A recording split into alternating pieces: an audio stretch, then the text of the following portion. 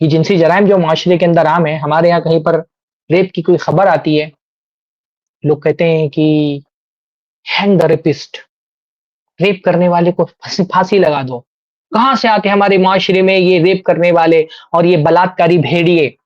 بھائی یہ بلاತ್ಕಾری بھیڑیے، آپ کا میڈیا یہ بلاತ್ಕಾری بھیڑیے پیدا کر رہا ہے۔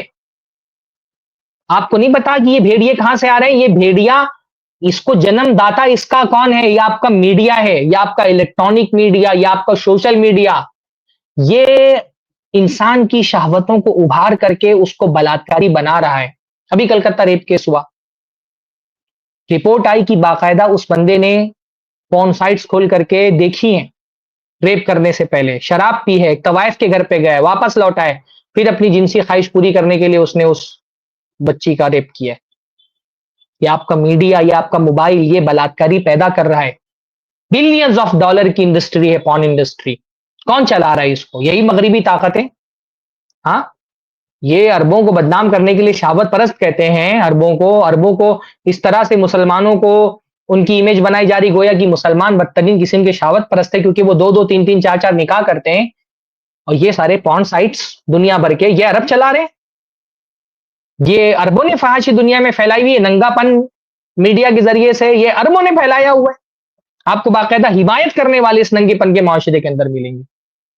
تو یہ ننگا پن سوسائٹی میں میڈیا پھیلا رہے، ایک طرف اس نے فحاشی کو عام کر کے انسان کی شہوتوں کو ابھارا ہے، تو دوسری طرف حلال کے دروازے بند کر دیے، نکاح کو مشکل بنا دیا گیا ہے۔ تو کیا ہوگا معاشرے میں؟ ایک طرف شہوتوں کو ابھارا جائے گا، دوسری طرف حلال کے راستے بند کر دیے جائیں گے، تو بلاತ್ಕಾری پیدا گے معاشرے کے اندر۔ ایک آدمی کی جب شہوت ابھرتی ہے اور اس کے حلال راستے نہیں ہوتے ہیں، تو پھر وہ اس کو جانور بنا دیتی۔ یہ ہمارا میڈیا بلاತ್ಕಾریوں کا جنم داتا ہے۔ یہ ہمارے معاشرے کے اندر جو بلاತ್ಕಾری پیدا ہو رہے ہیں نا، یہ ہمارا میڈیا پیدا کر رہا ہے۔ یہ میڈیا فیکٹری ہے ریپسٹوں کی، ریپسٹ پیدا کرنے والوں کی۔ پھر ہم کہتے ہیں کہ ریپ کرنے والوں کو پھانسی کی سزا دو۔ ہمارے معاشرے میں بعض مرتبہ دیکھنے میں آتا ہے کہ جو رائٹ ونگ کے بہت کٹر قسم کے مذہبی جنونی ہوتے ہیں، ان کی طرف سے بھی بعض مرتبہ مطالبات ہے کہ بھئی ہندوستان میں تو بلاತ್ಕಾری کی سزا وہی ہونی چاہیے جو سعودی عرب میں ہے، سر عام اس کا قتل کر دینا چاہیے۔ ہم کو بھی سن کر کے اچھا لگتا ہے کہ بھائی دیکھو، اسلام کی قانون اور اسلام کے جو اصول ہیں، آج دنیا اس کو تسلیم کر رہی ہے۔ دنیا میں سب سے زیادہ ریپ جو ہے کرائم کے جو رپورٹ ہوتے ہیں وہ غیر مسلم ممالک میں ہوتے ہیں۔ سب سے کم جو جنسی جرائم رپورٹ ہوتے ہیں وہ مسلم ممالک میں، خاص طور پہ عرب ممالک کے اندر ہوتے ہیں۔ اور اس کا وجہ صرف وہاں کا سخت قانون نہیں ہے، صرف سخت قانون بنا کر کے آپ معاشرے کو بدکاری سے نہیں بچا سکتے۔ اسلام نے محض ایک قانون نہیں بنایا، اسلام نے ایک پوری سوشل انجینئرنگ کی ہے۔ اسلام نے ایک پورا نظام بنایا ہے۔ نظام بنانے سے پہلے اسلام نے ذہن بنایا ہے۔ اسلام پہلے ذہن بناتا ہے، پھر نظام بناتا ہے، پھر قانون بناتا ہے۔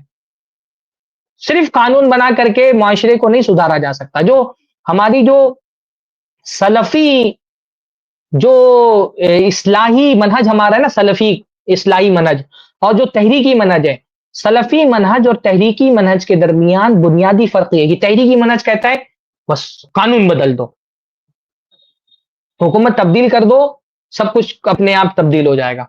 سلفی منہج کہتا ہے نہیں، حکومت تبدیل کرنے سے معاشرہ نہیں تبدیل ہوگا، پہلے افراد کو تبدیل کرو، پہلے ذہنوں کو تبدیل کرو۔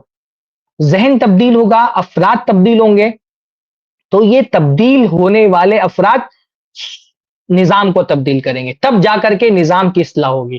صرف نظام تبدیل کرنا اور افراد کو چھوڑ دینا، اس سے کوئی فائدہ نہیں ہونے والا۔ آپ بڑا سے بڑا آپ خلافت الہیہ قائم کر دیں، لیکن اگر افراد تبدیل نہیں ہوئے ہیں، ان کا دل و دماغ تبدیل نہیں ہوا ہے، ان کے شعور میں تبدیلی نہیں آئی ہے، تو وہ سدھرے ہوئے نظام کو پھر بگاڑ دیں گے۔ تو جو سلفی منہج تربیت ہے اور جو تحریکی منہج تربیت، اس کا بنیادی فرق یہ کہ ہم صرف نظام کی تبدیلی کی بات نہیں کرتے، ہم کہتے ہیں پہلے ذہن تبدیل کرو۔ اسلام نے صرف نظام نہیں بنایا، اسلام نے نظام سے پہلے ذہن بنایا ہے، اور نظام کے بعد قانون بنایا ہے۔